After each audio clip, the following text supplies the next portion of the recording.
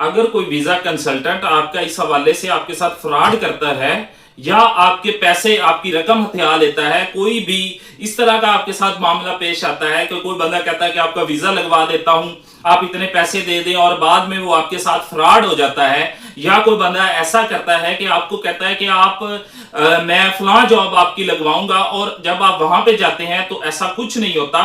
जो आपको contract job का कहा जाता है ऐसी जॉब नहीं होती, बल्कि एक सख्त जॉब होती है, और जो तनख्वाह आपको बताई जाती है वो तनख्वाह अगर प्रॉपरली वो आपको नहीं मिलती, तो इन तमाम चीजों के खिलाफ आप सबसे पहले FIA में एप्लीकेशन देंगे और अपना मुकदमा दर्ज करवाएंगे।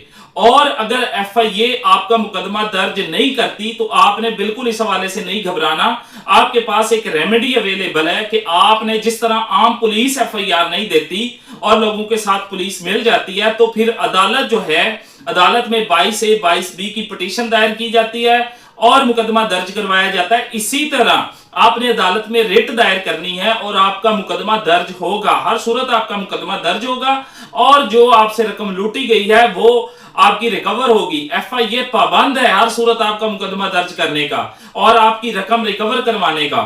इसलिए आपकी अगर कोई आपका मामला इस तरह का होता है, आपके पैसे हथियाए जाते हैं, आपके साथ फ्रॉड होता है, तो आपने बिल्कुल नहीं घबराना। आपने हाई कोर्ट में रिट करनी है, हाई कोर्ट से इंदराज मुकदमे का हुक्म लेना है, और FIA पाबंद होगा, हर सूरत आपकी FIR होगी। और उसके बाद भी अगर कोई मसला पैदा होता है तो आप फिर अदालत से रुजू कर सकते हैं और अपनी रेमेडी हासिल कर सकते हैं और कानून से आप इंसाफ हासिल कर सकते हैं। और अगर आपके साथ किसी किस्म का फ्रॉड होता है तो सबसे पहले आपने FIA में जाना है और उसके बाद आपकी रेमेडीज आपको बता दी गई हैं। तो आज का हमारा टॉपिक बेसिकली FIA और मेन जो ट्रैवलर और इमिग्रेंट के हवाले से था।